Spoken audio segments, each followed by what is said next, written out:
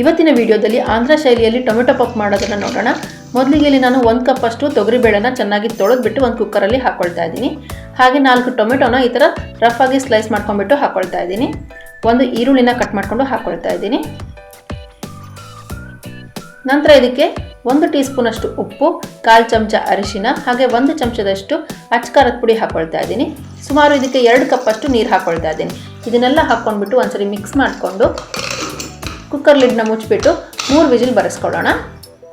ನಂತರ ನಾನಿಲ್ಲಿ ಸುಮಾರು ಒಂದು ಚಿಕ್ಕ ಲಿಂಬೆ ಗಾತ್ರದಷ್ಟು ಹುಣಸೆ ಹಣ್ಣನ್ನು ನೆನೆಸಿಟ್ಕೊಳ್ತಾ ಇದ್ದೀನಿ. ಈಗ ನೋಡಿ ಕುಕ್ಕರ್ ಪ್ರೆಷರ್ ರಿಲೀಸ್ ಆಗಿದೆ. ಓಪನ್ ಮಾಡ್ಕೊಳ್ತಾ ಇದ್ದೀನಿ. ಬೇಳೆ ಕೂಡ ಚೆನ್ನಾಗಿ ಬೆಂದಿದೆ. ಈಗ ಒಂದು ಸೌಂಡ್ ತೊಗೊಂಡ್ಬಿಟ್ಟು ಚೆನ್ನಾಗಿ ಮಿಕ್ಸ್ ಮಾಡ್ಕೊಳ್ಳಿ. ಬೇಳೆ ಎಲ್ಲ ಚೆನ್ನಾಗಿ ಮ್ಯಾಶ್ ಆಗಬೇಕು, ಆ ಥರ ಮಿಕ್ಸ್ ಮಾಡ್ಕೊಳ್ಳಿ. ನಂತರ ಇದನ್ನು ಪಕ್ಕಕ್ಕೆ ಇಟ್ಕೊಳ್ಳೋಣ. ಈಗ ಒಂದು ಬಾಣಲಿನ ಬಿಸಿ ಮಾಡಲಿಕ್ಕೆ ಇಟ್ಕೊಂಡಿದ್ದೀನಿ. ಇದಕ್ಕೆ ಸುಮಾರು 1 ಟೇಬಲ್ ಸ್ಪೂನ್ ಅಷ್ಟು ಎಣ್ಣೆ ಹಾಕ್ಕೊಳ್ತಾ ಇದ್ದೀನಿ. ಹಾಗೆ ಇದಕ್ಕೆ 6 ರಿಂದ 7 ಬೆಳ್ಳುಳ್ಳಿ ಎಸಳುಗಳನ್ನ ಚೆನ್ನಾಗಿ ಜಜ್ಜಿಬಿಟ್ಟು ಹಾಕ್ಕೊಳ್ತಾ ಇದ್ದೀನಿ. ಒಂದ್ಸತಿ ಫ್ರೈ ಆದಮೇಲೆ ಸೈಡಿಗೆ ಹಾಕ್ಕೊಳ್ಳೋಣ. ನಂತರ ಇದಕ್ಕೆ 1 ಟೀ ಸ್ಪೂನ್ ಅಷ್ಟು ಸಾಸಿವೆ, 1 ಟೀ ಸ್ಪೂನ್ ಜೀರಿಗೆ, 1 ಟೀ ಸ್ಪೂನ್ ಉದ್ದಿನ ಬೇಳೆ ಹಾಕ್ಕೊಳ್ತಾ ಇದ್ದೀನಿ.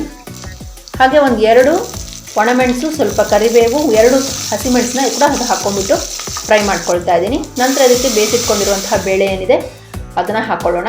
ಜೊತೆಗೆ ಹುಣಸೆ ರಸ ಕೂಡ ಹಾಕ್ಕೊಂಡ್ಬಿಟ್ಟು ಮಿಕ್ಸ್ ಮಾಡ್ಕೊಳ್ತಾ ಇದ್ದೀನಿ. ಇದನ್ನ ಮೀಡಿಯಂ ಫ್ಲೇಮಲ್ಲಿ ಇಟ್ಕೊಂಡ್ಬಿಟ್ಟು ಒಂದು ಕುದಿ ಬಡಿಸ್ಕೊಳ್ಳೋಣ. ಇದ್ರ ಕನ್ಸಿಸ್ಟೆನ್ಸಿ ಕರೆಕ್ಟ್ ಆಗಿದೆ. ನಿಮಗೆ ಬೇಕಿದ್ರೆ ಸ್ವಲ್ಪ ನೀರು ಹಾಕ್ಕೊಳ್ಬೋದು. ಹಾಗೆ ಉಪ್ಪು ಕೂಡ ನೋಡ್ಕೊಂಡ್ಬಿಟ್ಟು ಅಡ್ಜಸ್ಟ್ ಮಾಡ್ಕೊಳ್ಳಿ. ಕುದಿ ಬರ್ತಿದ್ದ ಹಾಗೆ ಅದಕ್ಕೆ ಸ್ವಲ್ಪ ಕೊತ್ತಂಬರಿ ಸೊಪ್ಪು ಹಾಕ್ಕೊಂಡ್ಬಿಟ್ಟು ಸ್ಟವ್ನ ಆಫ್ ಮಾಡ್ಕೊಳ್ತಾ ಇದ್ದೀನಿ. ನೀವು ಇದನ್ನ ಒಮ್ಮೆ ಟ್ರೈ ಮಾಡಿ ನೋಡಿ. ನಿಮಗೆ ವಿಡಿಯೋ ಇಷ್ಟ ಆಗಿದ್ರೆ ಲೈಕ್, ಶೇರ್, ಕಾಮೆಂಟ್ ಮಾಡೋದನ್ನ ಮರಿಬೇಡಿ. Thank you.